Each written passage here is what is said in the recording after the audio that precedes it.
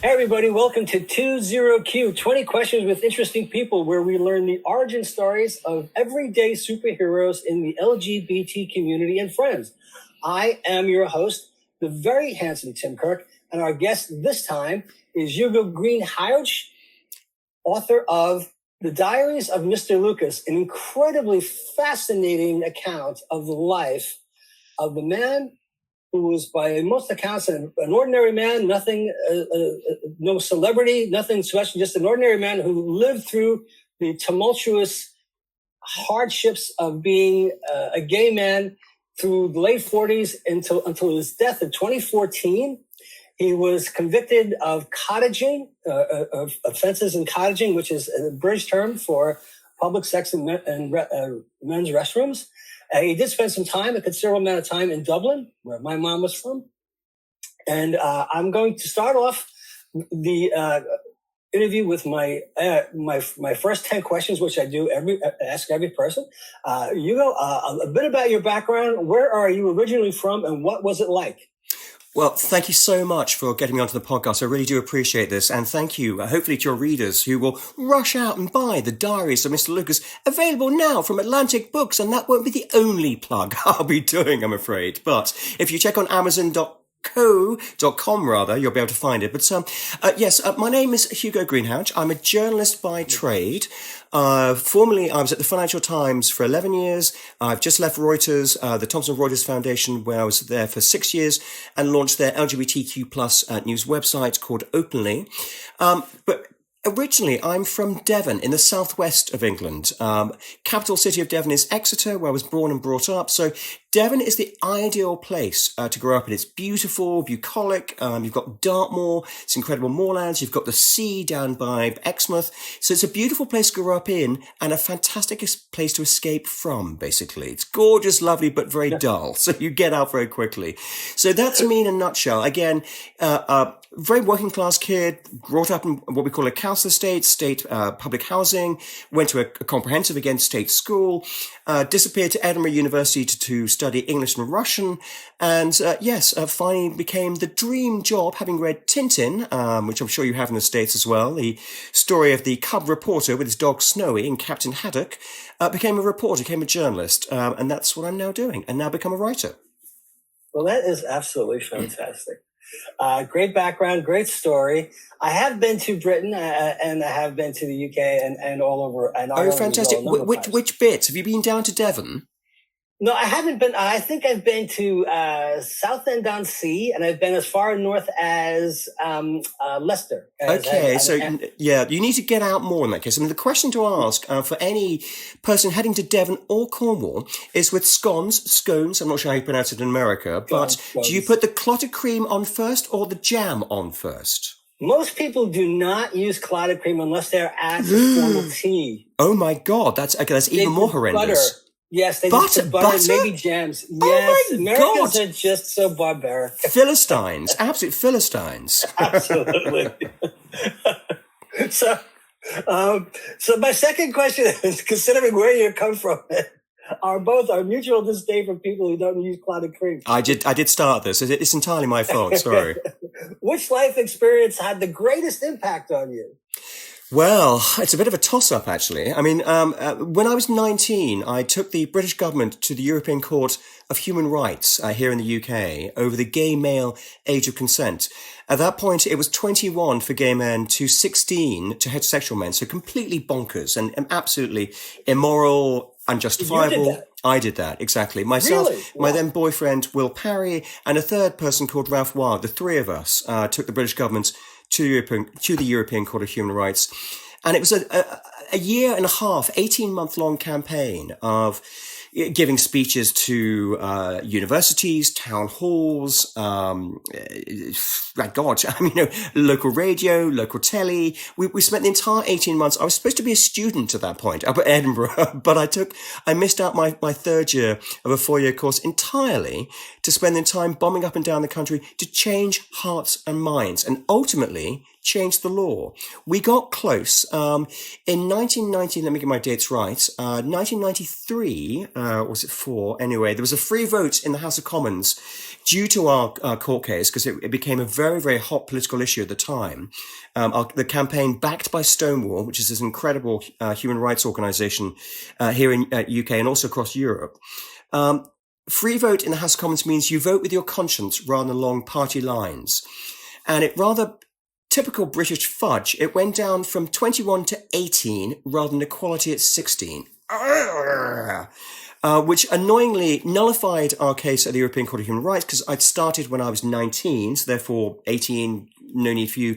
So two younger, much, much braver young men, Ewan Sutherland and Chris Morris, picked up the baton and again reapplied to the European Court of Human Rights and brought it down to 16 a few years later. So that was me as a young campaigner, aged 19.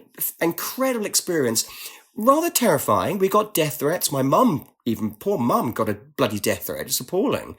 I mean, I remember telling me about, through the letterbox, because we didn't have Gmail or the internet back in those days. But yeah, stuff, shoved through the letterbox saying, if you hadn't been born, then Hugo wouldn't have been born, and we'll do something about that. And she said, darling, I just ripped up the note, flushed it down the loo, and went to bed with the cutlery drawer.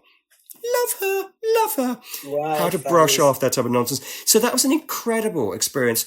But fast forward by quite a few years to 2001, I was working at the FT in their trade magazines department. And I was getting a bit bored. I mean, I was a financial journalist, and I'd never wanted to be a financial journalist. I mean, who grows up wanting to write about finance? It's fascinating, it's brilliant, but I wanted to see the world and become a foreign correspondent. So I saw a job advert in the paper, and so long story, I'll tell very quickly. Looking for a TV presenter in Batumi, Georgia. So the former Soviet state of Georgia. Really? So I wrote them saying I'd like to write about this. I said, okay, it's not just presenting the news in English. I speak really bad Russian, post-university, whatever, but also traveling with the president of this secessionist region called Jara, writing his speeches, being his PR. So I thought, sod that, that's a book, and that one's coming, and went and had the most incredible 3.5 years, bombing around the world, private jets, and towards the end, a lot of tanks, a lot of guns. My boy got overthrown in a revolution, and I unfortunately got kicked out of the country at gunpoint. So it's been a bit of a roller coaster over the past few years. Wow. You've really you have been around the world in very many senses. Yes. And I have to say, I mean, in terms of, my boy got my governor getting overthrown. He was, how to put this? I mean, not a dictator in the kind of horrible sense, but, the electricity went on, kept on going, the water was on, pensions were paid, but there was no democracy, basically. People made that kind of moral compromise at the point, but he had to go, and thank God he did, quite frankly. The people finally rose and kicked him out. And Georgia, oh, poor Georgia. I mean, as you're probably watching the news nowadays, it's still an absolute mess when it comes to the news in terms of everything going on at the moment. But so I can't quite pin down those moments in my life. There's been a few things like that. It's been interesting, shall we say. It's interesting. I went to culinary school with a girl who was one of the leaders of something called Proposition 2 in Colorado. And she was supported by Barbara Streisand of amongst a few celebrities. Okay, yeah. Celebrities.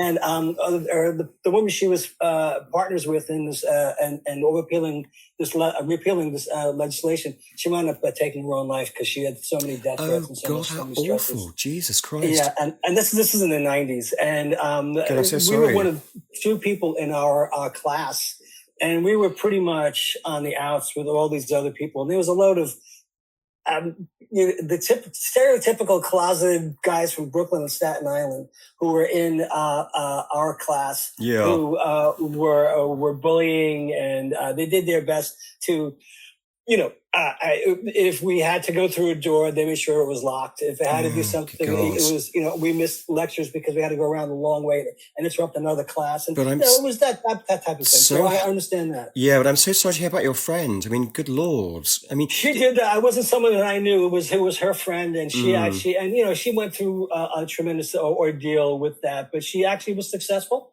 and it worked out to help further the gay rights in America.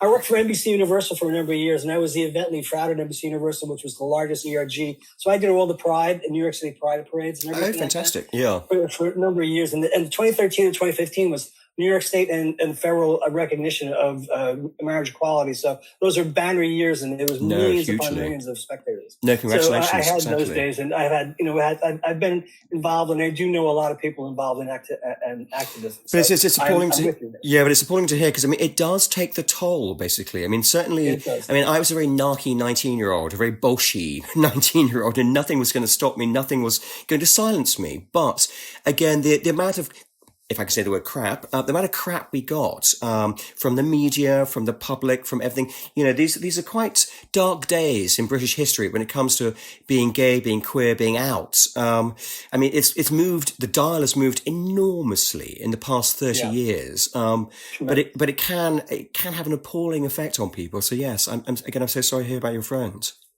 Well, also I'm going to be sending you this link about gay New York in 1970s and 80s. Oh, please do, definitely. The stories of the people that they're riveting, and they bring you to tears. Yeah, you just believe what people had to suffer through, and it's something. I was younger, and I was so much more happy-go-lucky, and I was so much ignorance, and ignorance is bliss. And men who were in their 20s into their 30s, who were very active, all suffered and died mysteriously and very quickly. Yeah, and it was stinging, and you could see the. As you read the stories, you just literally can't believe the inhumanity. No, I remember. I'm going to name him, which I think I'm allowed ethically to do. But a sort of not necessarily a boyfriend, but certainly somebody I met in New York in the early 90s. A guy called James Edwin Appleby III. I kind of Googled him when Google, started going. About kind of 10 or so years later, and he, poor thing, was, sorry, it's going to get quite dark here, was found murdered in a bathtub in Puerto Rico in a homophobic killing. So those were just horrific days, quite frankly. Yes. Yeah. I agree with you. Okay, so I'm going to go a little bit lighter because of you. I'm also very fascinated by the British, the subset of so much knowledge, awareness, and learning of Russian. For British people, I find it a little bit fascinating. It's interesting. It's still quite rare. I mean, when I joined the FT, the newspaper, Financial Times, everybody spoke Russian. I thought, hooray, look at me, I'm different. I've got something that's like, no, I speak Russian. I speak, but that's quite rare and quite rarefied, I think. I'm not sure knowledge of Russian is, I mean, certainly when I was doing my course at school, sixth form college, which is between the ages of 17 and 18, the sixth form college, which is separate to your school, it's a separate institution. They could only afford, I think, kind of like 3-4 hours a week. I was doing a 1-year GCSE, which you do up until the age of 16, and then a 1-year A-level. So, you're supposed to spend 2 years on each. So I was doing it like mega concentratedly. So we thought, okay, we're not gonna end up speaking Russian. We're not going to pass. So a friend and I went to Moscow. We went to the Soviet Union. God, there's another experience which was just utterly amazing. In, I think, 89, 90, when it was still the Soviet Union. And we decided rather than flying there, we'd take the train, let's have the full experience. And you get on the train at Le Havre, you trundle through, I don't know, Belgium, Holland, whatever, Germany, Poland, etc., etc. Not realizing there's no restaurant car until you hit Russia. So we were starving, when we arrived. But they freed up the Polish visa system whilst we were there because everything was just falling apart at that time. I remember going back and forwards to the theatre with my host, my Russian language host, who was this beautiful, wonderful woman, Olya, who was a chain-smoking, vodka-drinking theatre producer who used me to get free tickets to the theatre. So it's like, Hugo, just speak some English. Hello, my name's Hugo. Yeah, here's some free tickets. But you'd go past kind of demonstrations and there'd be kind of Yeltsin on top of a caravan shouting, Demokratia, Demokratia. Incredible times, basically. It's fascinating. And you wound up working for Reuters, and I know someone who worked for Reuters, and one of my former co-workers at NBC, actually, he went to work for Reuters in Manhattan. So I doubt you never have any connection with it. But the third question is, what would you say to anyone interested in an aspect of your experience? Meaning, if someone wanted to explore an idea or prospective opportunity based on what you could tell them, what would be the main thing to encourage or discourage them? Well, okay, let's start with a couple of things. If you want to become a journalist, please do. It's the most incredible job that gives you the most incredible, just to overuse the word incredible, experiences. You know, whether it be reporting live from Red Square, which I've done, whether it be, being outside the House of Commons during the age consent vote, being up in the press gallery, et cetera, et cetera. It will send you around the world, but it won't make you any money. Just to say this very clearly now. It's a passion job and a job I still love hugely, but I'm broke. Happily broke, I have to say. But, I'm still renting a flat an apartment age 51 rather than owning But I don't care, quite frankly. So become a journalist. It is absolutely incredibly, stop using that word incredibly, it's an amazing job experience. It's an incredible lifestyle, basically. And secondly, one thing I've been talking to in terms of telling students who are studying journalism or students at my old sixth-form college, again, those 17, 18-year-olds, you have to take massive risks. Whatever you do to start off, not just as a journalist, but perhaps in other ways as well, to get yourself noticed nowadays, you do something nuts. As I did, moved to Georgia to work for this kind of crazy character. Okay, you can't quite take the British government to the human rights every day, but you need to take massive risks and understand that. And at the moment, at age 51, with one book out, I'm working on the second, and I've just been just moved on from Reuters at the moment, so I'm looking around for other opportunities. But I'm thinking about moving to Ukraine and looking at the possibility there of what can I do to help, basically. I mean, again, I love Russia. Madly love Russia. But Putin is an absolute nutcase, and it has to go.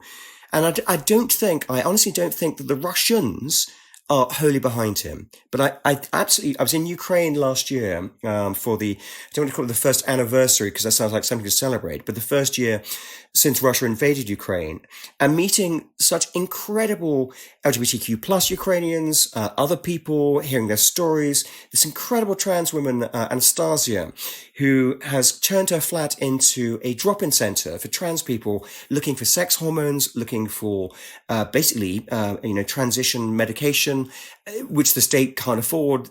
All the supply chains have dropped. She's just amazing, incredible. These people kind of running HIV/AIDS centers still within Kyiv when the bombs are dropping. The centers still open. These people are inspiring, brave, and brilliant. And if I can do something small anyway to help, then I'd love to. I'm keeping an eye on everything every day, and I know that Putin has his own Rasputin. Yes. And he's got this grand delusion of conquering all of Europe, and along with the UAE and Saudi Arabia taking over South America, just undermining everything along with Xi, and Trump is he's from New York, and 94% of people in New York voted against him in 2016. We all know who he is. We know he's he's a degenerate, and we can't stand him. So, I think we're all on the same page in that aspect. 100%. The thing is, from what I read from the people who are retired American foreign service people who were in the military and who were attorneys and foreign policy, they do post photos, and they post recollections of saying the state of Russia is, outside of the malls and the touristy traps, it is absolutely like backwards America in the 19th century. Yeah, I'm afraid it is. I mean, it's again, as much as I love, I've been in when I was living in Georgia for 3.5 years, I went to Moscow like a zillion times. And I'm huge. I am the fourth sister trying desperately to move to Moscow at some point. But the majority of Russians are homophobic. They are anti-Semitic. They are racist. I mean, it's not a good place, basically, but Putin is absolutely at the acme of everything. He's got to go, and I think, and again, if there's anything small bits I can do, to nudge that, But Ukraine is, and Ukrainians are just incredible people, so brave, right. So such fortitude. It's incredible. So, what is based on your incredible past and this amazing book? What is your most noteworthy achievement?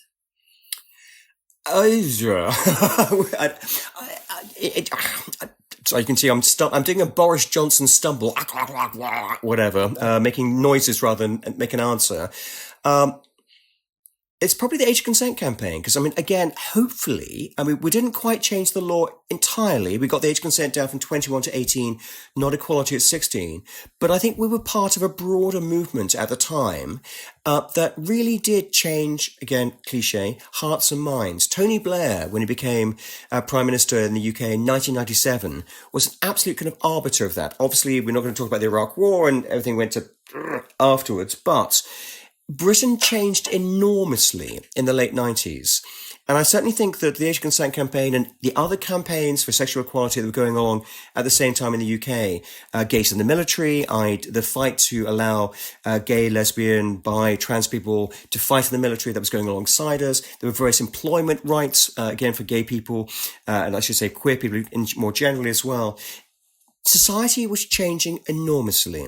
We became a much better, more open, more inclusive society in the late 90s.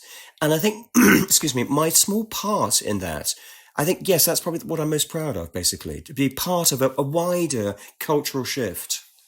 Well, that is fantastic. I think I tie a lot of it, and a lot of people don't want to give him credit for it, but a lot of it had to do in America with a number of legal precedents that happened. But when Clinton allowed or openly had members of his administration who were gay showing up with their partners and their children on the White House lawn, absolutely, yeah, and that signaled a huge shift. And there's so many people who are younger than me who, there's a fellow by the name of Bob Diamond who goes around doing documentary videos, and he asks young people on the piers in Christopher Street, the legendary piers, which I know about the piers, exactly. Okay. Yeah. It's now they've got AstroTurf and everything is planted and it's all.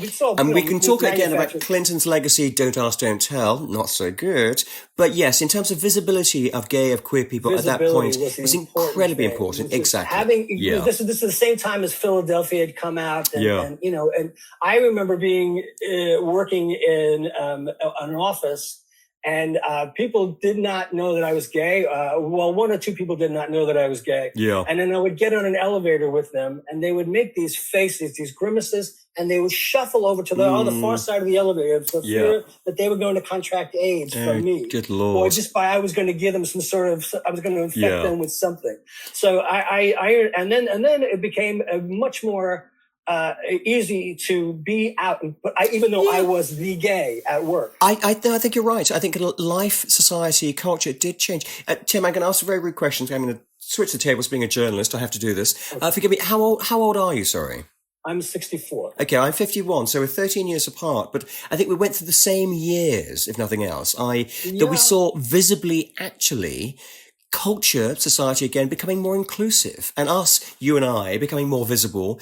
Lesbians, bi, trans people, nowadays non-binary people, queer people. It's part of that, basically, part of that process. But I think it started mid-90s or so, and then it's getting worse now, particularly for trans people. But it has been an upward trajectory since, apart from the last couple of years when it's been absolutely, gone to pot. I actually will say one of my proudest moments was I worked as the manager of the classical music department for the HMV store at 86 and Lexington Avenue, which is on the Upper East Side of Manhattan. Oh, fantastic. And the very first thing I had to do was hire people, and the very first person I hired was a recently post-op trans woman. Good, so exactly. I take credit for that. Absolutely. I did something decent. Well, also, I mean, again, you look at one thing I did in the book. Mr. Lucas lived between 1926 and, as you say, died in 2014. So he was active, as it were, out on the scene in the 50s, 60s, 70s, are the key years for him. And you look at the experience of gay men, fundamentally, because that's the lens through which he's writing as a gay man himself. So not so much about lesbians or bi people or trans people, but that's basically his milieu, should we say. And you look at their experience in the 50s, 60s and 70s, and it's exactly, if not the same as trans people nowadays. Do we not get this? We've been here before, I have a friend of mine actually I interviewed on the podcast. Yeah. I helped get an internship at CNBC, and she was mid-transition. And there's a well-known, and he's a bit of a crackpot as far as I'm concerned, financial analyst or forecaster. And in the men's room, she was making herself up and getting her ready, and this guy went in and had this wild overreaction to her preparing herself. But she was in mid transition, so it still goes on. This was as recently as 5 or 6 years ago. We simply, I mean, as a community, we have to remember our brothers, sisters, our non-binary friends. We have to remember that we are still together, that we still care about each other, and at times we have to show that we still care and do something about it. So again, with this guy Bob Diamond going around on the piers, asking people, talking to people, and just trying to like chisel it through their heads. You don't seem to understand.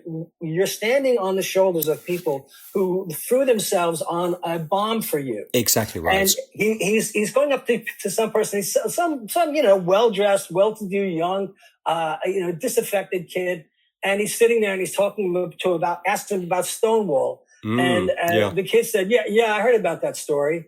And this guy's blood boiled instantly. He says, "It's not a story. It's not a story." That type of thing. And the shoulders, you're right. The shoulders of trans women of color, basically. In terms of being at the barricades, we were there. They were there. We were there together, and we must not ever forget that. Basically, I'm sorry to say that too many people who I know who are gay are just. They, I have very many friends of gay, who are lesbian, who are trans, who bi, everything. And so many gay men in New York are racist. They are misogynistic, and I don't know what is the problem. What you've been marginalized, you've been pushed to the side, you've been hated, and these are people who are fine. They're great. They're good friends. It's the ladder syndrome. We've got there, and we're pulling up the ladder after us. Basically, we're all right, mate. We're okay, Jack. Whatever the phrase is, and not quite screw you, but. We can't be bothered anymore. We've become, the key word here is complacence. Complacent. The complacency about, we've achieved everything. I mean, as you and I, white gay men, gay marriage, age consent, adoption, tick, tick, tick, tick, tick. But it's not just about us. Again, we're a community. We aren't just individual, L and the G and the B, whatever. We are a community. We are supposed to be together, quite frankly. So we haven't got there at all. And I've been actually gay bashed twice, and I know people who are your age. And in America, they were able to get gay and lesbian straight education networks. They were getting to have PFLAG. Yeah. I had absolutely nothing. No. Except you fag, you queer. If I held hands with somebody walking down the street, someone would scream AIDS at us. That type of thing. So this was something that was not. Anything that was easy for any of us, and then to be out and to be proud, it was an act of defiance. But to a certain extent, it's kind of our generation's fault, as it were, in terms of, again, fighting the age of consent campaign back in the 90s, again, generally being a journalist in the 2020s, again, gay, queer, absolutely kind of fighting for equality. But again, behind that was the fact that we were doing it so that the next generation, the younger generation, didn't have to do it themselves. Yeah, and that's great. And we've allowed them to grow up without having to worry about that. And now we're criticizing them for not worrying about it. So there's a flip side here. They're not understanding. They shouldn't be grateful. Exactly. Yeah. That's the thing. So, again. We feel they owe us. I think give them leeway because, again, we fought for them not to have to care about this, not to have to worry about it. And the fact they're not worried about it now pisses us off, which it shouldn't do. You know what we did? It's just like the cranky old grandpa. I'm afraid cranky is the word. I won't say grandfather at this point, but cranky. I actually, at one point years ago, I was a co-owner of a fitness equipment business on Long Island. Gosh, how many jobs have you had? Oh, I am a factotum. I'm getting there. Yeah, exactly. But my business was on a strip mall that I replaced and raised the land of a well-known former gay bar. Okay. So all the people would come in And then they would tell me their stories Yeah. to my business about the previous business. So I've been learning and learning. That and you learning, demolished and ripped down and ruined. Yeah, that bit. Yeah. It was a You big old house on a evil spit of landlord, land. you. I didn't do it. I didn't even know until after the fact. Milord. And the funny thing about it is my phone was bizarre, and it just kept on. It would cut out on me, or it would ring and then hang up. And I told somebody who I knew who had been a patron of that previous place. Yeah. And he told me, oh, that's just grandma. I said, what do you mean? He goes, that's the ghost of grandma. So, what do you mean? So there was an old man beside of the corner of the bar who was well known. He was a fixture in the bar. And God, they were convinced there was his ghost. That's me. I'm sorry. I want to be that, basically. I was thinking about moving to New Orleans a couple of years ago, and I just thought, to be in my kind of, my 50s, sitting on my own in the corner of the bar with a beer and probably a cigarette, because I'm a bad, evil smoker. Lovely. And writing books. Sorry, that bit. Julius is in the Village is the place to be to take. That's right. Yes, exactly. I'm with you. That's the place. It's just still going as well. It's still going. It's actually became a national landmark, so it can't be taken down. That makes sense. It's revered, and it still has the jukebox is actually a gay history. Because it is, I think, the oldest gay bar, queer bar in the States. Yes, I don't know. Just about. Yeah.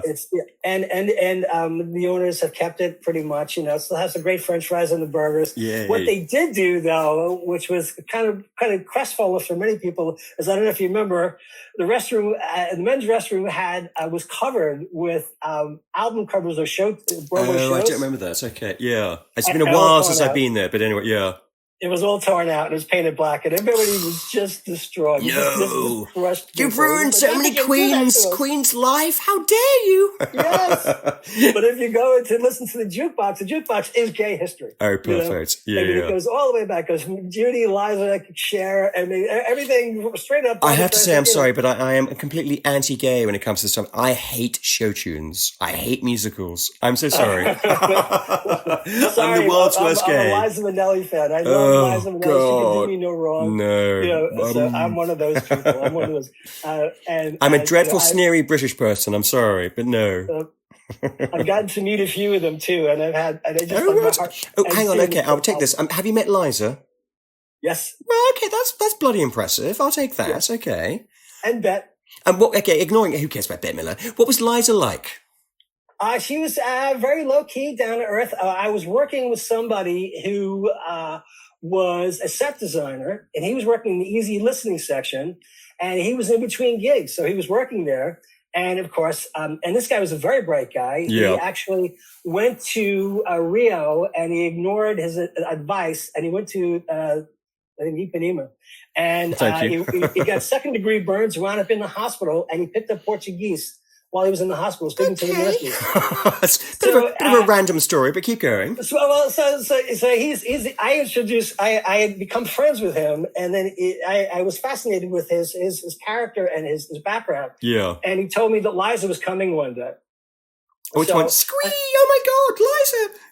Well, the funny thing is about the Queen arrives. At the time was the largest square footage record store in the United States. And to get it, he had to go from 86th Street. It was the site of a former Gimbel's department store. Okay. And he had to go down a 2-floor escalator. So just to see Liza making the grand entrance. Coming down, oh, lovely. Yeah, totally. But she was very, very matter of fact, very, very low key. She wasn't, wearing Halston or anything like that, but she was very nice. And, then what happened was this place was like my Studio 54. I mean, literally every day, John Updike would come in with Susan Sontag. Like that. Yeah, I mean, I'm much more on the John Updike's sake than I am Liza. Sorry, Liza, but I'm with John at this point. Just literally could not believe Sean and Yoko would come in. Woody and Soon Yi, JFK Jr. It was that every single day. It was like it was just never stopped. Brilliant. It was in every household names. Yeah. So I'm in there. It's Christmas time, and a couple from Portugal comes in. Now in the 90s, I remember CDs were still very popular, and they were very, very expensive in Europe compared to America. No, totally. What would cost? It would be 3 or 4 times the cost in Europe than it would be in America. Yeah. So a couple who was older, late 60s, were coming in and they were buying Christmas shopping, and they spoke Portuguese, and they spoke very, very little English. So I said, português. And I led them to my friend, and he opens up the door, and they were just thrilled to death. And get on like a house on fire. No, brilliant. Yeah. And they come back to me as I am standing in the classical music department, and Paul Sorvino from Goodfellas and I know Sopranos, that name, exactly. He's standing there, and I'm going, can I help you, sir? And he didn't want to be, he was very humble. He didn't want me to be bought. Then these two people came back and they thanked me profusely. So he was very humble. He said, oh, lovely. Yeah, okay. And he stood back and he realized I was just being nice to everybody. Oh, that's very sweet. No, that's really good. I like this. And I love the fact you left Liza on the escalator as well, bless. Well, she was, she didn't really want to be, like the star or whatever. Yeah, totally. Have a fuss made over her. She was just there to say hi and do a little bit of shopping. But, she was, and when people are doing the very ordinary, everyday things, it takes all the glamour away from them. It does, rather. I mean, even my loathing, and I'm sorry, it's an absolute visceral loathing and hatred of musicals and show tunes. That's kind of impressive. I'll take that. We did have one girl who worked in the jazz and new wave section, and she broke off her engagement to her fiance because they disagreed on which was a superior production, the original Showboat in Broadway or the original Showboat on the West End. Oh, good Lord. Oh, my God. I'm sorry. It's not really Showboat. Both of them should, honestly. Oh, Lordy. But, it's like, you were engaged to a gay man. They wouldn't survive for 2 seconds in Britain. I'm sorry. No. So yeah, sorry. Again, it's probably going to be the same answer. What was the biggest personal challenge you have faced? Personal injury, seeming overwhelming task, a personal or professional or difficult situation you had to overcome? What would you say that would have been? One that immediately springs to mind is, again, back to Georgia. When things went kind of pear-shaped, I was in London talking to a British MP and a British Lord of the House of Lords about going to Ajara on a kind of fact-finding mission, i.e. finding out what the situation was, because there was a lot of kind of bad reporting about what was going on in Georgia, in Ajara at that time. Lies. And as a journalist, again, trying to remain neutral, but patently not doing very well at it, I wanted the world to see what was actually happening. So they were kind of going to arrange to go back with me, etc., etc. Then obviously things went pear-shaped with two things. Okay, it was termed as a revolution, but I remember doing a piece for CNN down the phone in terms of Atlanta. Hi, Atlanta. Hugo, you're on the ground in Batumi. What can you see? Well, okay, I can see people coming out of attack helicopters and driving tanks. So the central government's characterization of this as an popular uprising is complete nonsense. Everything went completely to pot at that point. The central government screamed, CNN sacked me. And then 2 weeks later, actually phoned back and said, sorry, actually, we've checked and you were right. And okay, we believe you. But anyway, so that was a moment of what to believe when it comes to journalism. But the moment in particular that was the most challenging was when I found out the news that everything was going haywire, as it were, in Georgia. I had 4 cats in Georgia. So fundamentally, A, as a journalist, I wanted to get back ASAP to follow the story. But B, as a cat owner, I wanted to rescue my cats. I love it. I've had a cat. He was my best pal in the whole world. 17 and a half years. Oh, he was bless. My baby. Yeah. Yeah. We got him as a kitten. We adopted him from the shelter, and he turned out to be handsome and the best pal I ever had in my whole life. And would you go into a war zone for him? I would have, rather, because he's not with us anymore. I would. Yeah. I was fiercely in love with this cat. So I fly to Istanbul, and then Istanbul down to Trabzon in Turkey, and then you take a 3-hour drive along the Black Sea. It's very scenic, but when you're in a bit of a rush to work out... Anyway, the closer I get to Batumi, to the border, my Georgian mobile starts working, ringing off the hook with friends saying in Georgia, in Batumi, saying, "What are you doing? Why are you coming? It's complete madness." I'm like, "What? I've got to see this through, and I want to see the end. And also my cats." And like, Oh God, you British and your bloody cats. But no, you get to the border and they're like, "Hello, we've been waiting for you." And I'm still in this kind of patina, this kind of bubble of Western journalist, knowing things could go either one way. But so swat that off, get into a taxi, go down the hill. And it's an incredible drive anytime, let alone in wartime. And there's trace of fire. There are actual tanks trundling along. The taxi's like, excuse me, sorry, dodging in and out. And I get home. Cats are fine, thank God.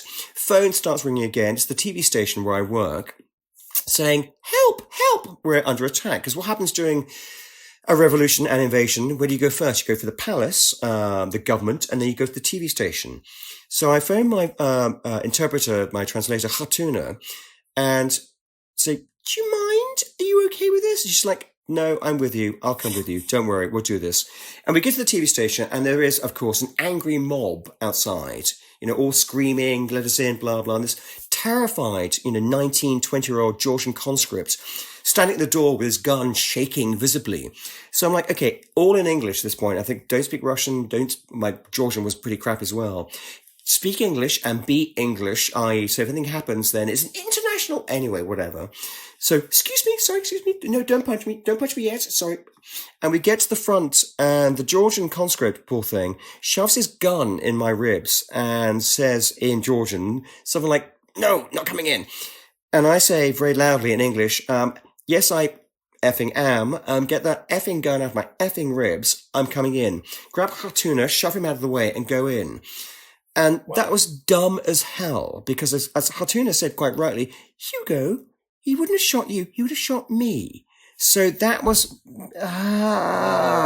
exhilarating, but also the most unethical thing I think I've done as well, because she's right. I mean, they're not going to kill the Western journalist. Anyway, nobody got shot, but I failed to rescue the TV station. I phoned the British ambassador, and she was like, well, you're in the mess. You knew what was... thanks, bye, click. So anyway, yeah, it was just... Wow. But I needed to be there. I mean, again, throughout my 3.5 years of living in Georgia, the people were the country. I mean, I don't know if you've ever been to Georgia, but go. They call a guest a gift from God. And if you're a friend of theirs, then you're a friend for life. And the friends I made there... Oh, and now, hang on, I left in 2004. So 20 years on, are still best friends. So incredible, so important, and so entirely part of my life. I actually wound up working with a load of people who were offshored and came to New York because they loved the opportunity. Of course, most of them wound up living in Brooklyn or in Jersey City. People from Belarus. Oh, God, yes. Okay. And, which is even more of a basket case. Yes. Yeah. Well, the funny thing is, these guys are all down to earth, and they're very much... they're like European rednecks in the sense that they do things, scrap pieces, bring things together. I love that phrase. Okay, European rednecks.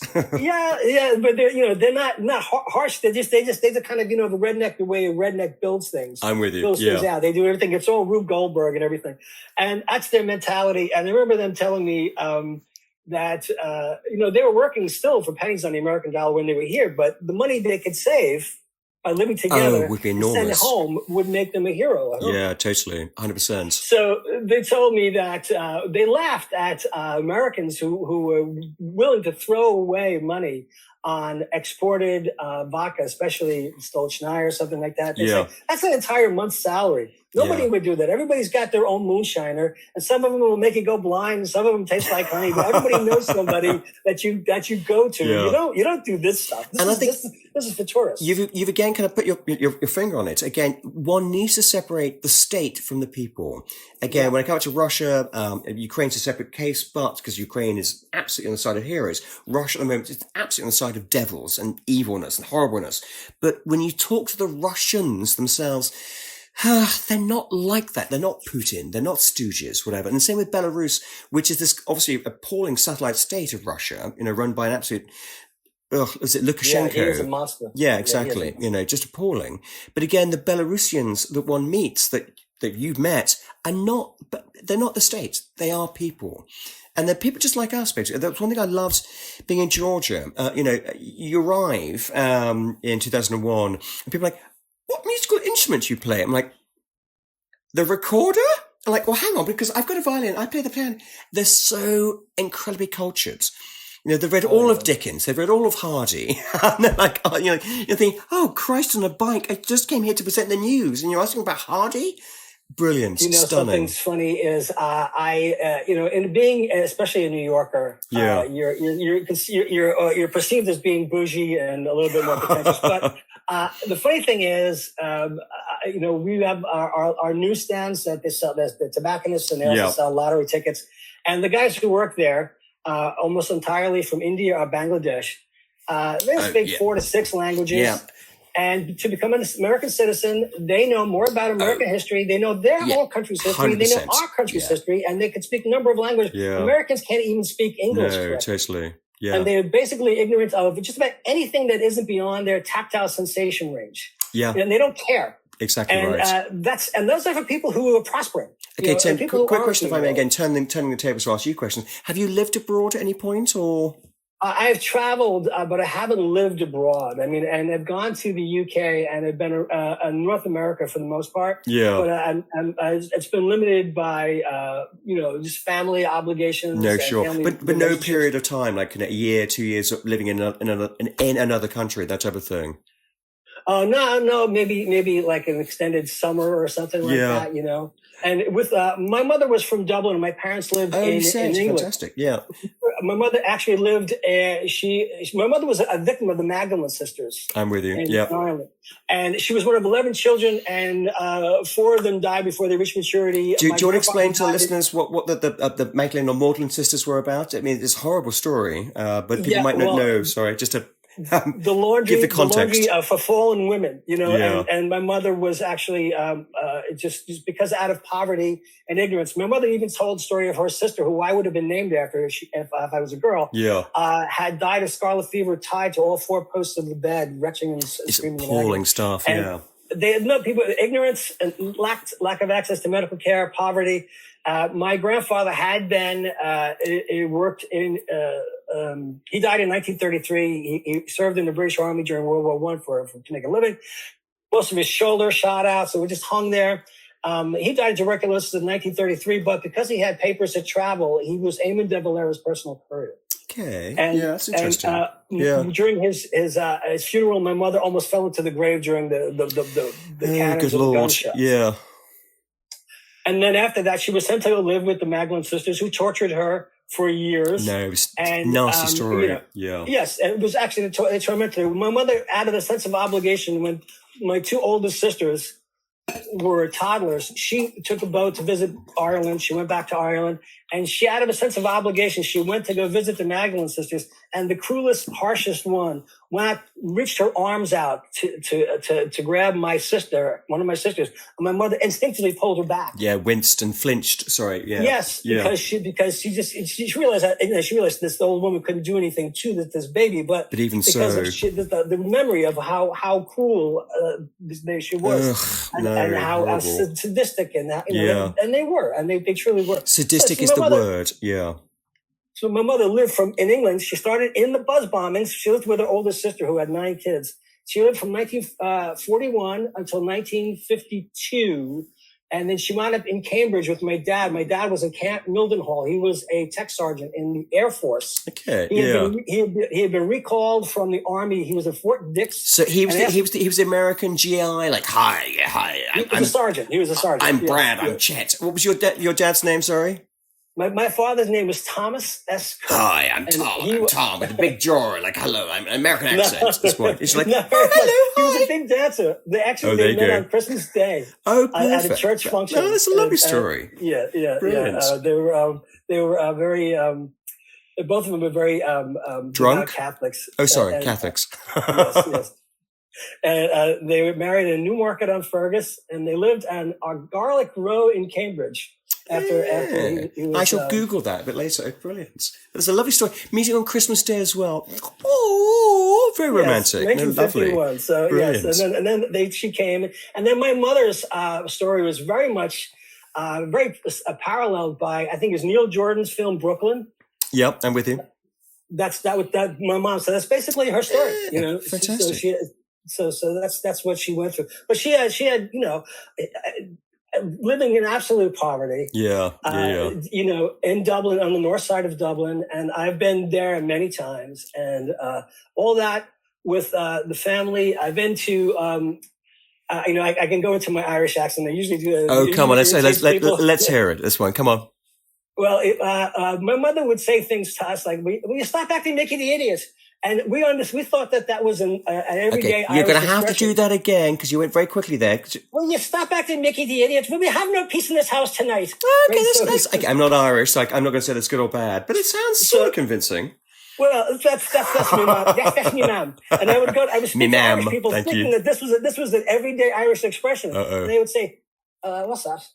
And I say, exactly. And they say, "Is that an American term?" You eat it. And I'd say, "I thought this was Irish," and they'd say, "No, never heard of it." So I've had I don't want to get because some people who I know who are Irish think I'm very good because I can do actually different accents from different areas. Okay, that's quite good. Yeah. I'm joking. So hang on. So how many times have you been to Dublin? In terms of going back and retracing the steps, or like 6 times? Oh, brilliant! Yeah, totally. And actually, I've seen Ireland before the transformation, and I have a friend who's from Beijing, and he's saying this. It's very similar in terms of how it's different. What was the year you first went to Dublin? Sorry. Oh, 1963. Oh, Jesus Christ! Okay, yeah, okay, but more sentient at this point in terms of as an adult. The last time I was there was actually in 1981. And actually, I went to Northern Ireland during the Troubles. Yeah, okay, that's interesting. And I had to go through Checkpoint Charlie, and we went to a pub, and I opened my mouth, and I had the 8 guys tell me to shut up. Because I would have been taken and used as collateral bait or whatever it might be, hostage. Absolutely. Yeah, totally. And I would have been killed or kidnapped or something. And I was just, and I'm sitting in a pub and I see a photograph of JFK and an Irish and American flag. I thought everything was great. And they said, no, this is all it's still not the same. Yeah, exactly. Shut up. It means something different to people in Ireland than it does. And this is in Northern Ireland. So I had to be very quiet. And then we went to, it was a semi-pro match. It was on a rented field somewhere. And all I remember is I was soaked up to my knees, up to my hips, because we were in a field and the grass was wet and dewy, and I was just so cold. And we went and got drunk, and then we went home and we went out. And that is a kind of feature of being in Ireland. One does get drunk quite a bit. It's also a feature of being in Britain as well, to be fair. But anyway. First time I ever heard or saw the video for Physical by Olivia Newton-John was that night. We went out to the disco. Oh, good Lord. Of all the memories, thank you. But keep going. That's the memory. So what would you say was the transformational moment in your life? As a meaningful gift, a reason to belong to something, being not a parent, but a good job, a bad job, or the transformational moment? What would that be? Would that have been the age of consent? Actually, I'm going to give this one to my mum, basically. I didn't come out to her. She kind of nudged me. I was age 15. Excuse me. I was living again in Devon, down in Exeter. We were going through not a rough period, but my dad had left home, divorce was coming, etc., etc. So it was just my mum and myself, living in a 2x2, quite sweet little council house, state housing, whatever, with a garden. So, we were poor, but we didn't have a telephone, basically, because we couldn't afford it. That sort of, level of no money. But, she and I had been arguing because I'm 15 and I'm narky and I'm a teenager and I'm a bit of a pain in the ass, about the age of consent. Ho, ho, ho. Who knew what was coming? And watching the films of, do you know Derek Jarman, the British TV film director? Yes. Fantastic. We'd watched one of his, not one of the naughty ones, but one of the... With your mother. Yes, exactly. She was very like that, basically. I mean, quick background about my mum. She was a punk, My dad was a hippie, she was a punk. She would be the type of character that would nip up to Debenhams, which is a retail store in the UK. I know Debenhams, yes. Oh, there you go, exactly. At Christmas, and you'd have Father Christmas sitting, going ho, ho, ho. And she'd turn up with a friend, being a punk. She'd be wearing a bin liner and various safety pins to cover up things with the bin liner, sit on Santa's lap, and then get thrown out of Debenhams. That was very Vivian Westwood. Very Vivian Westwood. That was a star, basically. I F you the world. And she's rather brilliant as a mum. The type of mum whereby I remember kind of coming... Oh, God, 4th or 3rd in some running competition in the entire school. I was like, oh, good Lord, how on earth did I do that? And I went back home and said, okay, they've asked me to run for the county. And I was like, I don't want to do it. My mum said, then don't. Which is a wonderful thing. Thanks, man. You don't have to do what other people want you to do. But the school said they have to. She's like, yeah, just don't turn up. Anyway, so that was kind of the punk mentality that she had. I not quite screwed the world, but follow your own path, don't care about convention. So come 15, again, arguing over Derek Jarman movies, age consent, she asked, excuse me, the immortal question, do you have a girlfriend, boyfriend, anything you'd like to tell me? And we went from there. And that was an absolutely epoch-making moment. I mean, that was the start of me, I guess, to a large extent. The open me, not the start of me, but the open me. And I said, I think you've already guessed. He's like, yeah. No one was surprised when I came out. I find that hard to believe. Really? No, but yeah, exactly. Knock me over with a feather. Oh my God. Exactly. So that's, again, to give her all credit and all glory and love, which is still with us, thank God. That changed my life. And I mean, back to, again, the backbone that she'd given me to say no to crap, that you don't want to do, which I love her for to this day and will love her forever, it's just brilliant. I mean, it's what you need when growing up. Everyone needs a punk mum, basically, to say, screw the system, screw your teachers, screw everybody. If you don't want to do it, just don't. So I love her for that. And again, the age 15 coming out moment was that was for me the moment that, changed my life. I actually wrote something on this gay page. I said the moment that changed me as a gay man was I was 19 years old, and until then, being gay was really just self-gratification of being gratified in the company of other people. No, totally. And fantasizing about them. And it was a kiss. It was a prolonged, very extraordinarily rapturous, ecstatic, sensual kiss with another boy. How old were you at this point? I was 19. Okay. It took me until I was 19 to actually for the year. Realize how great it was to be gay. Yeah. But I didn't understand otherwise all I was really interested in was self-gratification. And until then, just that exchange. That's fine. But that exchange of sensuality, that went back and forth. I kept on saying it was like feeling electricity in the special effect in the movie, going back and forth. Oh, God, yes. I remember that. And I just remember that, what that was like. And then getting up, and I was like, now I'm alive. Now I'm gay. Okay, and at age 19 as well, what year are we in this point? 1979. Good Lord. Well, there you go. I mean, I was in, age 15, 78. No, that made me 5. 88. Okay. Yeah, hang on. So we're a decade apart, but doing the same thing, basically. Yeah, and I went to a Catholic all-boys high school. Oh, good God, no, it gets worse. The same high school that graduated Glenn Hughes, the original Leatherman for the Village People. Oh, okay. And the next year, Bill O'Reilly, the horrible... yes, I know the name. Conservative author, former television host. My younger brother, now we're from Long Island. My younger brother, who's my best friend outside of my husband, really he was a magnet for the girls when he was younger. He had so many girls, and he was quite good looking. He was quite pretty, quite charming. Very much. I was an irritating best friend. It's so annoying. He had the girls loved my brother, and my brother loved the girls. And he was at a party in Franklin Square, New York, which is the same town that Sean Hannity was from. Okay, yeah. And he got into a verbal altercation, and it was just about everything he could do to hold back and not clock this guy.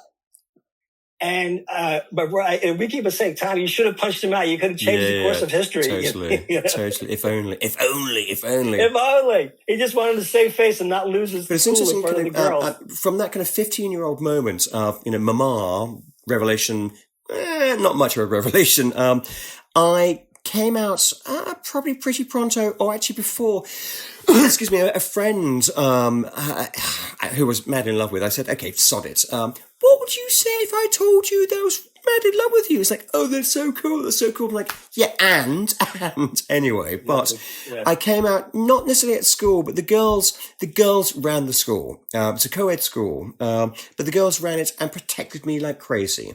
Yeah, there were kind of comments of puff, fag, queer, whatever in the corridor, but the girls would basically come back and go slap, slap, slap. How dare you? Shut up, blah, blah. And they were brilliant. They were absolutely. So it made my life, forgive me, quite easy in the sense of coming out. And I remember going to my first gay club, again, age 15, called The Loft in Exeter, and meeting a guy also age 15. Well, bad, underage drinkers we were, who had long blonde hair, and was called Alan, and we're still in touch today, and gorgeous. And we snogged that night. So yes, life starts and goes on. When you have that moment that electrifies you. Oh God, yes. It just brings everything out. You didn't understand what it is that straight people found so engrossing and enrapturing, and this was just rapturous. Because one thing we don't have a Cinderella syndrome in the sense that we don't grow up, didn't. I mean, kids nowadays do have this. We don't grow up with the idea that we're going to get married, have kids, fall in love, blah, blah, which, that Cinderella pattern syndrome, whatever you call it. Again, queer kids nowadays, they have that, hopefully. But you and I, no, we just had to make it up as we went along, basically, which was great. We suffered. Gleeful. Yeah. Well, suffered schmufford, but... we just took the brickbats. We took the insults and we took the demeaning, the denigration. Yeah. We just had to weather that and deal with a lot of, the marginalization and the dismissal of people. And I wound up going to culinary school, and I took a number of... I thought I was going to be a saucier, and I took a number of pastry gigs along the way. Okay. Yeah. And that was such a stereotypical gay job. Well, you could have been a hairdresser or a male nurse. I mean, whatever. That's what it was. It was basically a choreographer. You just say anything that just comes to mind as being gay. Yeah, totally. And that's great. But that's great. You were never expected to be the bank vice president, or you were never expected to be an engineer. Yeah, exactly. Nothing quite. Like that, Even though I had a list, I kept a list of about 22 guys who I called them my bi-curious buddies from Long Island, who all wanted to catch me in a clinch and have sex, and then go back to their girlfriends, and it's a complete denial about anything. And how many of those 22 did you work your way through? Just a few. Most of them, You're being coy now. How many did you tick off? I'd say about 4 or 5. Yeah, that's not very good, honestly. No, it would have been too awkward, because at the time it was one of those things where you just, if you would be caught in an off guard moment. No, fair. That's true. Other people, but we're gay. We shank hello, basically. So. Yeah, it just even being out was it was something that hello 70s 80s invited harsh criticism and the threats of physical intimidation were ever present. Massively. Especially this is in the 70s and the 80s. Yeah, it was a very different story. So we actually got a thicker skin, I think, a lot of us, and we. So many people I know have a positive and passed away. And then again, you beat me to it. I was going to say, and then that gets us to the early 80s and AIDS, basically. I was again 51 to your, forgive me, 64. So I was just on the cusp, because I imagined growing up again, 19, 20, 21, that I'd spend my mid 20s. Late 20s going to funerals, and I was just on the cusp of retrovirals, basically. I think they came in, was it 92, 93, something like that? I had a friend of mine. Well, I knew a number of people from 91 on who were positive, and they one of them is thriving right now. He's doing extraordinarily well. But one of my close friends passed away about 7 or 8 years ago, but he lived in New York, and he was a bartender. He was what they would now call a mixologist. He didn't even know what that was. And he would have been cocktail shaker, but quintessential Tom Cruise. But he was fantastic. Yeah. And he was a really sweet guy. And I did a little creative project with him once. I was on jury duty, and I got Adobe Classroom in a book, and I learned what green screening was. Yeah. And I dropped him into Cher's Believe, and it played in a few bars in the city. and I played in a few nightclubs. And the copy that I finally wound up seeing was the degenerated VHS copy, is like the 7th or 8th generation, because DJs kept on giving it to each other. Brilliant. And they would drop him into clubs all over the place. So he had moved after having such a tough struggle in New York back to Oklahoma, where his family had embraced him. Yeah. Okay. At least that's something. And he actually very strong family resemblance. The gene pool is strong. He has two or three brothers, and they all look very strikingly similar. And he met somebody who was also positive. They got married, and he passed away a few years ago. Yeah, sorry. But in the intervening years, he reached out to me, and he asked me if by any chance I'd be willing to, and if I had the copy of that video. I said, of course. Actually, I do. Yes. And I sent it to him, and he was so grateful to me. Yeah. And after he passed, his brother reached out to me, and he told me how much it meant to him. Oh, I didn't brilliant. realize. Yeah. So that was lovely. great, and it was very nice of his brother too. Yeah. Just to follow up on that. No, so that totally. was very sweet. That was a very sweet year. But those guys, there were so many people that had a lipotrophy, which is, forgive me. It's a condition where when people were first starting on retrovirals, the fat would collect in different parts of your body. Yes, and I did hear. Yes, I've read about that. Yes. And that will happen to a lot of people. And there's one particular bar that we went to. The owner was he was another unthanked saint, because he gave so many guys who would have been thrown into the street opportunities to work and make a living. No, brilliant. Well done, as it were. Yeah, entirely. Yeah. So the number of these guys who worked in this place were positive. And a number of them weren't, but I have to see so many people who otherwise, you would have been a stockbroker, you would have been something else, and that was ripped away from you. I think so many people, particularly straight people, not ignoring younger gay people, younger queer people at the moment, but forget how present. I mean, I look at my kind of a group of, say, 10 gay male friends, 10 closest gay male friends, and 7 are HIV positive. And thank God for antiretrovirals, thank God for medical advances. They will all live and die at the same, probably later than me being a smoker. But for a couple of years, I missed, thank God, on the funerals, but that was only by a couple of years. And again, talking to friends who are kind of 4 or 5 years older, that was their life. You didn't even know. All of a sudden, someone would just stop being around, and you didn't know. God, you'd have to find out. Horrible. And then they already died. And usually, it was so quick. It came, and it was shocking. Yeah. And so many people. Suddenly, they weren't. Especially, they weren't in Manhattan. They were from back with their friends. Back with their family, rather. Yes, of course. And or they came from someplace else, and they couldn't even have the energy to get up and get out, and we didn't know until after the fact. So that was one of those things where you just couldn't believe how many people went away, and then you found out that they were ill and they had passed, or they were ill. And then I have a friend of mine who is about 30 years younger than me. And he's from Belgium, and he was another guest on my show. And he's positive, and he had no idea. And he was a policeman, and he was working a music festival, and he contracted the only person possible, and they did through backtracking. That he became infected during this festival, and this was, I'd say, probably about 10 years ago, or about 6 or 7 years ago. He suddenly got pneumonia. And it was baffling to people. No one could understand it. Yes. And he was intubated in the hospital. And then they found out, they did some tests, and they found out that he was positive. But this guy now runs marathons. Yeah, exactly. I mean, it's livable. It's you can, again, as a drinker and a smoker. Yeah, I'm almost certainly going to die before my HIV positive friends. Absolutely. And I won't say that's great, but yes, it's become livable, like diabetes, thank God. So yes, we've moved on enormously. And again, hallelujah for that. But the thing is also and I just don't. I think one of the things that we do terribly is that we underplay the significance of this, because it transforms your life, and you don't understand the ordeal and the issues and the conditions that you have to go through for any STI. I have a friend who's hepatitis 3. He supposedly cured from it, but he's on meds for life. And the conditions that change your life, you can't eat certain foods. No, totally. All different things you can't do. It is for life, as you say. Yeah. And you have to be in proximity of a specialty pharmacy for the rest of your life.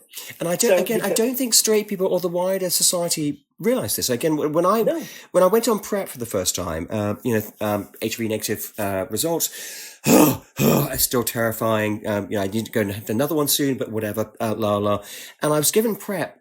I started crying because for the first time, I was going to have sex, hopefully, without the fear of dying, which had been there for the last 20 odd. Fuck me. So I can have sex without being terrified of fuck.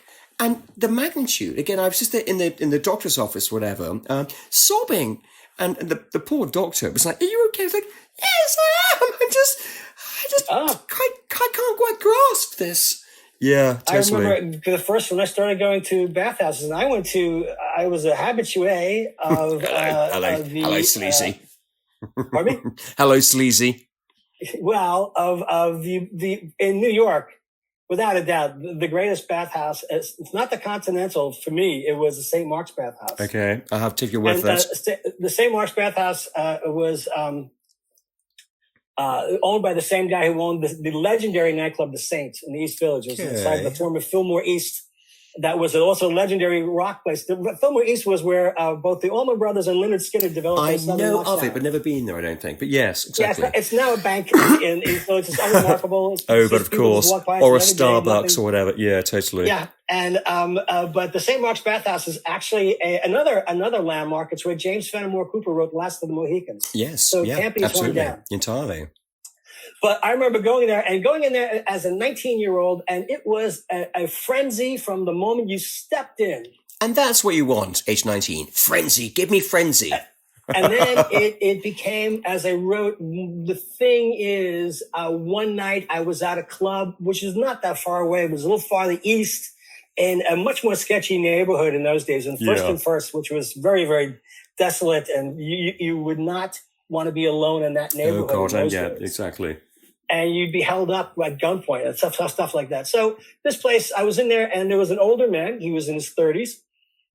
And he was sitting in his room with the lights up, and he had printed materials. And he started asking me questions, and he lectured me. Yeah. And he quizzed me, and he told me not to be ashamed of myself. And I became a little irritated with him because he was under the impression that I was ashamed. Yeah, it does sound quite patronizing somehow. It's like, I don't need to know this. I'm not ashamed. I'm enjoying myself, whatever, but okay, fine. Well, it wasn't that so much as that he thought I was ashamed of coming out of a gay bathhouse to try to get a cab. And no, it was the middle of winter, and you couldn't get a cab in those days in that neighborhood. So I'd have to walk over to 2nd or 3rd Avenue to get a cab, because otherwise I'd be standing there, a sitting duck in the freezing cold. Not a chance. Yeah, exactly. And but otherwise, that was the first time I became aware. And what happened was, right there, it was the winter of 82 to 83. So right after that, there was no more ambient body heat, and your feet stayed cold. And I knew it was over.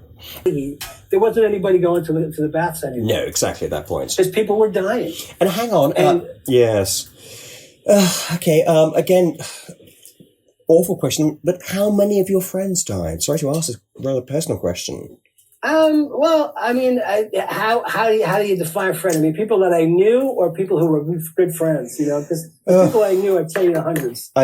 Good Lord, hundreds. Gosh. Yeah, in Manhattan, no, sure. But Jesus Christ. Between the 70s, 80s, and the 90s. And then friends, I would say about 7 and 10. And, a few people who I know I'm still friendly with, but I would not say good friends are still doing well. Yeah. And other people,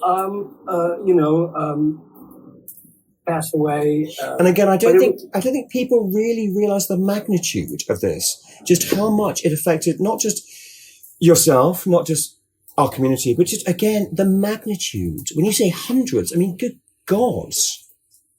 Yeah, it was people you knew, and then if you saw them again, you'd be overjoyed. Yes, quite.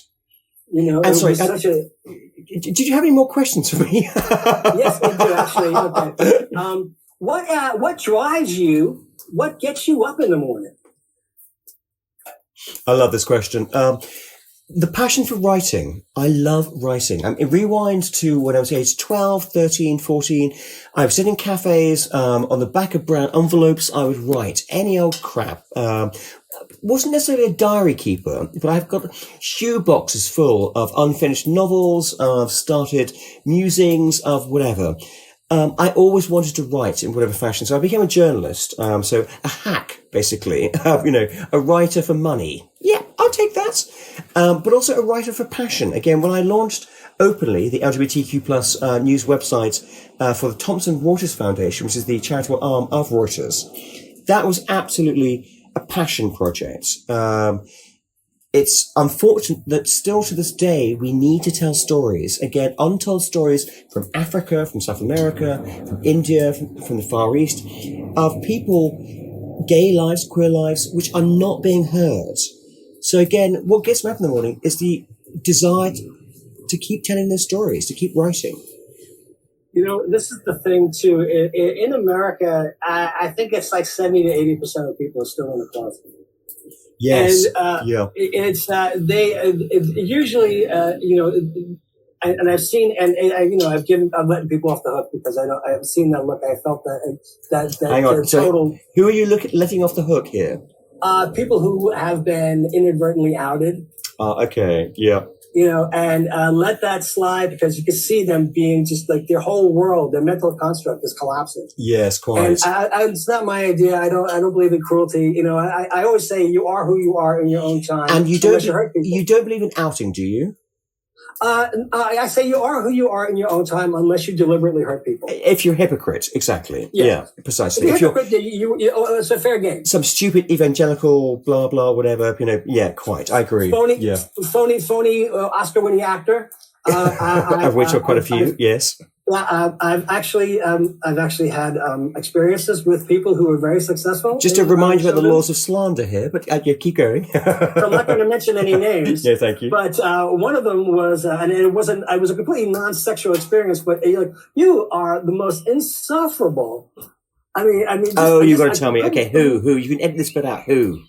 Now you can easily guess. I think I already have. It's the biggest closet case in show business. Yeah. And then someone else who is a beloved actor who I think he was exploring at the time. He was very shy. He was nervous and edgy, and it was okay. He was fine. It wasn't the greatest time I had in my life, but I had the bragging rights of saying I had exactly. Yeah, exactly. So and then of course just. Being in the proximity of a whole load of people who, it turns out, they spent so much of their time in the village in Chelsea before I showed up. Yeah, so totally. They were so inveterate. And everybody I was very friendly with Peter Allen. Oh, who's that, sorry? He is the one who wrote Legs Diamond and Rio and Arthur's Song. Think I'm with you, not sure. Yeah. He was married to Liza. Oh, yes, I'm with you. Okay, thank you. What about your bloody show tunes? But keep going. And then in his entourage, and I had bumped into him earlier in my 20s, but in his entourage every Monday night when we would go out would be Nathan Lane. Oh, hello. Before he came out. Yes. But exactly. He was absolutely, he was an ingenue or a prodigy or whoever you want to say what he was because he did Terrence McNally plays, including the Lisbon Traviata. Yes, and he was known as he was a supernova of a young star. Yeah, totally. And he was being the entourage with this guy, and he would just come in along with everybody else. And I would chat with Peter Allen. He was very friendly. He was very nice. He was already positive at the time, and he was ill, but he was holding on. I think he was on retrovirals. Okay. He was doing a Broadway musical. And don't worry, the phone is still with me, so it's all recording. Okay, I guess I understand. So and these people were all inveterate New Yorkers. As I was becoming more, my roots were getting firmer. Yeah. And becoming more aware of the fact that okay, these guys. Because I always knew Nathan Lane as a guy from Jersey City. You are quite a name dropper, aren't you? But I like it. Very nice. Bring it on, exactly. And then it's a great story. I always say that story. I have very funny stories about a number of celebrities, and that's one of the things that live in Manhattan is like you do. So hang on, you've got a number of stories about celebrities. I'm not going to let that one pass. Give me a story. Don't name them, or name them. What stories do you have? Okay, well, here's a good one. My husband was very fond of a cologne called Jean Dawn. Okay. And it was available in Los Angeles by mail order or in Barney's, New York. And Barney's, New York has since gone out of business. Yep. So one of the people I became very friendly with who worked at Barney's was a fellow who sort of looked like a gay Penn Jillette, the magician. Not really. Keep going anyway, yeah. He Penn and Teller of the magicians. I'm with you, yep. So, he looked like a gay version of him. Okay. But he was a very friendly guy, and he worked at men's colognes. And every time he'd see me, he would make a big fuss over me like I was a VIP. So all the other people working on the floor giving out samples would rush over to me thinking that I was rich. Well, maybe because he fancied you. But anyway, let's move on. Yeah, sorry. Well, but he knew that. He knew my stuff. And I'd known him for years and years. Yeah. So, and Barney's had several different locations. They were on 7th Avenue and 17th Street, and on Madison Avenue, I think 62nd Street or something. Yeah. And one time I went up to the 62nd Street store, and as I go to the door, the guy who played the villain in Die Hard 2 held the door open for me. Bloody hell, I'll take that. That's kind of cool. Okay. Yeah. So I walk in, and I'm standing there, and my friend is cool. on break. He's not there. There's two girls manning the station while he's on lunch or something like that. Yeah. So I'm standing there, and I don't really want to buy this. This is Christmas time. I'm buying this for my husband. I said, I really want to buy this from them. I want my friend to get the credit for the sale. Yeah.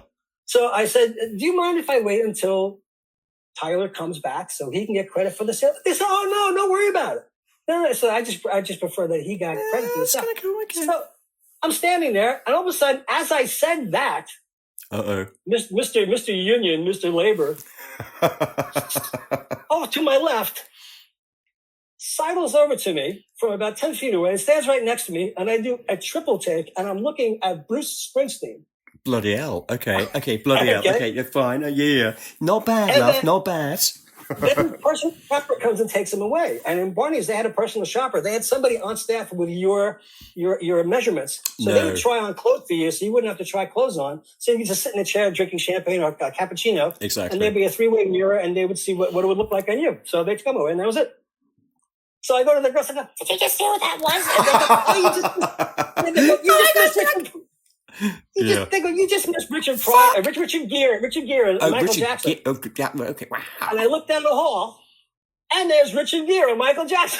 So in one day, I had the guy from Die Hard, Bruce Springsteen, Richard Gere, and Michael Jackson in my line of sight at the exact same time. So that was my big big celebrity rock star story. There's a thing in the UK about taxi drivers. You always say, got in the back of my cab. And taxi drivers are notorious name droppers. You never guess who I had in the back of my cab the other day. So that you. Oh, really? You were the New York version of a taxi driver. Or I had Rick Springsteen. I had Michael Jackson. People tell me I'm Forrest Gump of my age. I'm not sure that's a compliment, but anyway. Yeah, I know. I never thought of it that's such a lovely compliment. But it was. I'm not going to compete, but I can compete. Okay, it's not a celebrity story, but it's more of a kind of like a rubbish student story. I rewind to when I was aged 19, 20 at this point. Again, up at Edinburgh, when I was actually there rather than doing the 80 Consent campaign on the road. And actually, no, hang on. It was after that. It was my final year. In Edinburgh, in Scotland, you do 4 years at university rather than 3 in England. So my 4th year, I had to do 2 years in one because I missed on my 3rd year. So I moved outside of town thinking, right, I won't go to parties or whatever. Yeah, lie. So I moved to a small place called Joppa, which I don't know if you know Edinburgh at all, but you've got Portobello by the beach, and then next door is Joppa, which nobody ever goes to because it's like very bourgeois, very old age, whatever. So that's what the sandals are named after? Joppa? No. In a way, no. But yeah, nice try. So I'm living in Joppa with the headmaster of one of Scotland's poshest schools. I'm not going to name it. Who said, okay, right, Hugo, blah, blah, I know your background. He was also gay, but also not out because headmaster, in those years. Oh, yeah, sure.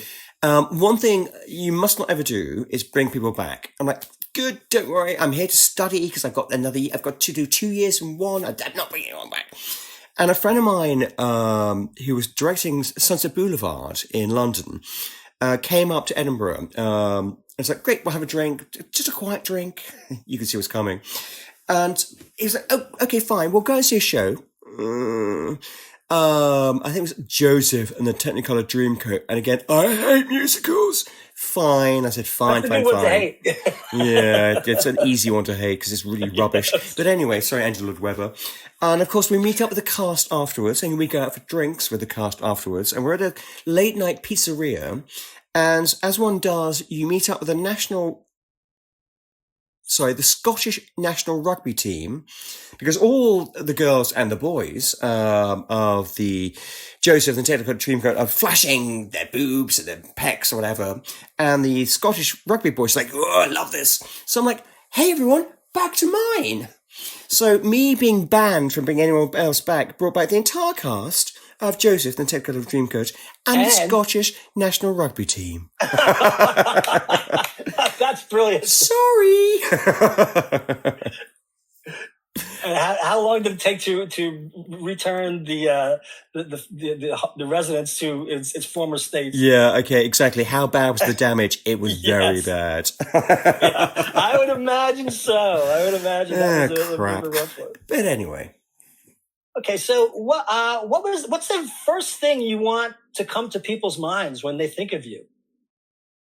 Well, at the moment, it's the book. The Diaries bring about to the book. The Diaries of Mr. Lucas. Please tell me more. Yeah. And this is something we need to talk about. No, yeah, exactly. I mean, again, it's been a labour of love and passion. Again, I'm not sure I explained, but I met Mr. Lucas in 1994 when I was a researcher on a documentary about male prostitution. So as the researcher, we put adverts in all the gapers, the gay papers, saying, have you been paid for sex? Have you paid for sex? And Mr. Lucas, then in his 60s, I guess, something like that, came forward and said, yes, I have, blah, blah. So as researcher, I was sent around to do the pre-interview. And whilst I was there, chat, I noticed this bank of books, starting off slim, getting crazy and crazier as the shelves went up. And I said, what on earth are those? My diaries, he said. And down they came. And they are full of all manner of, forgive me, collected crap, ephemera, photographs, bus receipts, everything. And the diaries themselves kept every day from, again, 1946 to, he had a stroke and then was hit by a car or a van in the early noughties, but kept between 1944 and 2009 every single day. He'd write about his bowel movements, he'd write about the politics, he'd write about the weather, he'd write about his sex life with guardsmen, military types who turned up at the pub to earn a couple of extra shillings and pounds to go out that night with their girlfriends. And I thought, my God, this is a gold mine.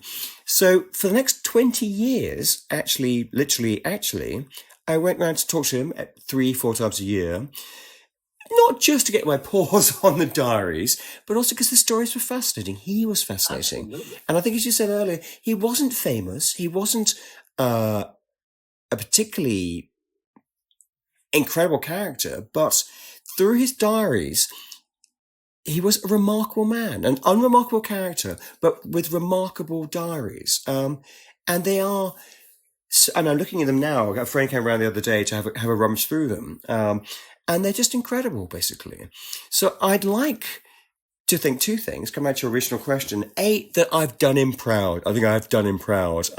He always said, after I die, not before I die, but please do something with the diaries. He left them to me in his will. Oh, really? Exactly. With the express intent of should Hugo Greenhalgh publish these, blah, blah, all rights therein, thereof, etc., etc. So he absolutely wanted to be remembered, not while I'm still alive. Again, he backed out the documentary saying, no, I don't want to be on television, voice my words with an actor, etc., etc.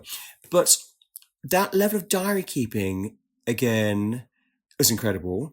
But so I'd like to be remembered as the person who brought him to life, basically.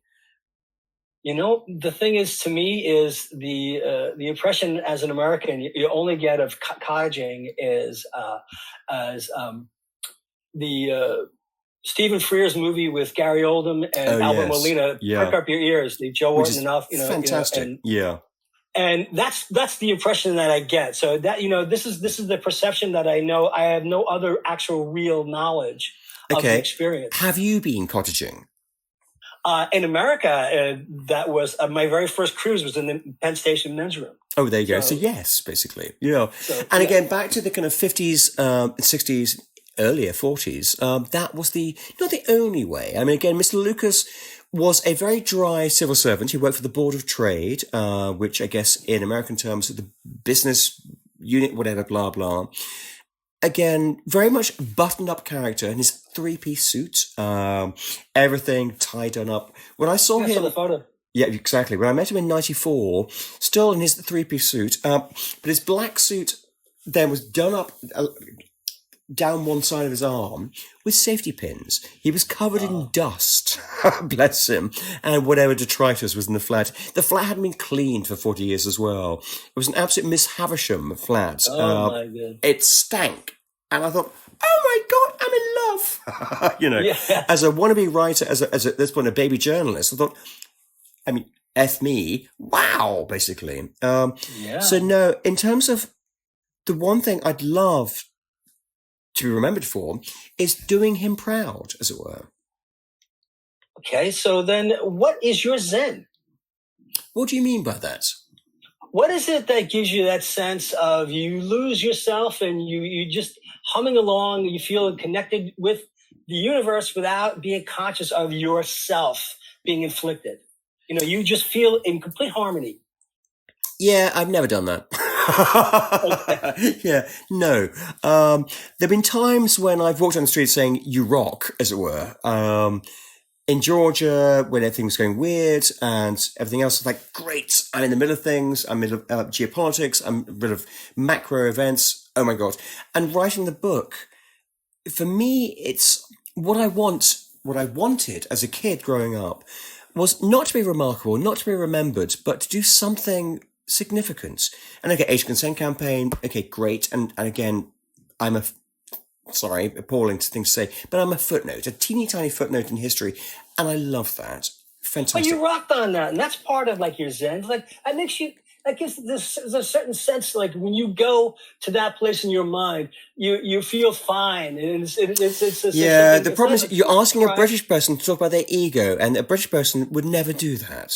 I mean, darling, no, not that one. What's the louche ego? The idea of lost that sense. I mean, British people aren't very good at boasting. I'm so sorry. Yeah, that's fine. My last of my questions is something that I think I've gotten so many very different answers from people. Okay. And they all interpret it a different way. Yeah. Now, it's called the threshold. And this is the point of no going back. You know that there is no return. You've walked through that threshold, and then suddenly the wall that you walk through is gone. There's nothing there. It's been bricked up, pasted over, and there's nothing, or it's just vanished. And you're at a crossroads. There's nothing you can do but go forward. How did you know when you arrived there? How did it feel to cross it? What was the significance to you? What did you leave behind? And what did you glad you left? And what did you regret leaving behind? That's a really interesting question, to which I'm afraid I have a one-word answer, a very British one-word answer, which is bollocks. That sounds like, okay, 2 words, utter bollocks. Because there's no such thing, quite frankly. I mean, you can always, reinvent yourself quite easily. There's always going back. There's always revisiting. There's always coming back to stuff. And there's always changing things. There's no such thing as never being able to go back. You're never stuck going forwards. So I'm afraid I think the question, and forgive me, is bollocks. Well, that's fine. I'm glad you're perfect. I've had people tell me all of different types of answers, what it meant to them. I've had people with literary pretension. I've interviewed a number of authors, and of course, their arms for bear for a question like this. They can't wait to tell you that life-changing moment, or that when they knew that would make me wince. No, I can't. No, I'm going to be British. Oh God, no. I've had everybody from, and a number of the people who I've interviewed have also become public speakers. Yeah. So they're ready to go. They're ready and they're armed to speak, and they've got a repertoire of remarks and anecdotes and just thoughts. They sound dreadful. Well, I have a friend of mine, a good friend of mine I worked with for many years. He's actually becoming very well-received. He's been well-received. He's a writer, a poet, a playwright, and a novelist. And How annoying. He told me being a writer in America, being a writer is like trying to be an astronaut. It's just difficult to be a successful writer. To be paid because he still actually works as a technical writer. Oh God, yeah, exactly, yeah. I mean, in terms, again, back to my earlier point about being a journalist, not making any money. I mean, being a writer, you're not going to make any money at all. I mean, I mean, in terms of, again, become a hedge fund manager, become a whatever it might be, but don't do it for the cash, basically. He doesn't. In terms of Dosh, you said your friend has another job, exactly. Snap. Oh, and it's actually, a really esteemed professional job. You're writing the technical aspects of websites and internet technology. Oh, well, good, because that should sell. Because any sort of manual or whatever educational thing should sell. And there's usually training for people who are going to be using it. Exactly. And then also there's this documentation on thousands of students, whatever, might buy it. Oh God, I mean that's jackpot. Sorry, I'll get there eventually. And that's usually used in corporations when they're training clients on how to use things. So it's got to be very detailed, and he's got to be in meetings with everybody. So, it's also helps him in writing because it's minutiae detail and it's recollection of stuff or tracking stuff. So it's easily transferable to his writing skills. The discipline is actually remembering because, the one thing as a fledgling writer know that the more detail, the more accuracy, even though it may seem like trivial, inconsequential stuff to you, other people are just riveted by oh God. And yes, please. But in terms of threshold, I don't get that. I don't buy it. I don't believe it. For me, the evolution of my life from whatever, campaigner, journalist to writer just seems kind of natural and directional and what I should have been a writer earlier in my life, but I'm massively lazy. I smoke too much, I drink too much, can't be arsed, I stay in bed, But, so I don't think threshold's quite the right word, basically. Or maybe you crossed that unconsciously at a very young age, and you never even knew it. Yeah, still not buying it. Okay. No. I'm sorry. I'm coming back to the word bollocks again. No, that sounds like bollocks. Okay. Well, I'll leave it at that. I'll respect it. I think that's very fine. Now, since we've gone through so many questions and you've interviewed me, I think that covers about 20 questions. Being a journalist, sorry, my fault. No, that's fine. I love it. I think it's just that I always tell people, except for you, that I often quite spontaneously will ask a question based on a response. No, and you turning the tables on me and interviewing me is even actually more stimulating. Makes your life easier, if nothing else. There you go. So I think we've come to the end. And, no, brilliant. I've loved this, by the way. It's been fantastic. It's been really great to talk to you. So thank you for this. And the book itself, it's just extraordinary how you took a simple man who was otherwise unremarkable, and the fact that he was confident able to do his life. But the story is, as I always say, everybody's got a story. Yeah, totally. I agree with that. And this is a perfect example of it, especially the fine detail in the book compelling. So and again for listeners, you can buy it, The Diaries of Mr. Lucas, on Amazon.com now. All right. There you go. Sorry. I had to get another plug in. Thank you so much. No, thank you. It's been brilliant. You have to plug it. It's been lovely talking to you. I really enjoyed this, so thank you. Thank you so much. And Hugo, before I'm going to say thank you. Thanks for listening. And as I say, as the kiddies say, thanks for listening and peace out.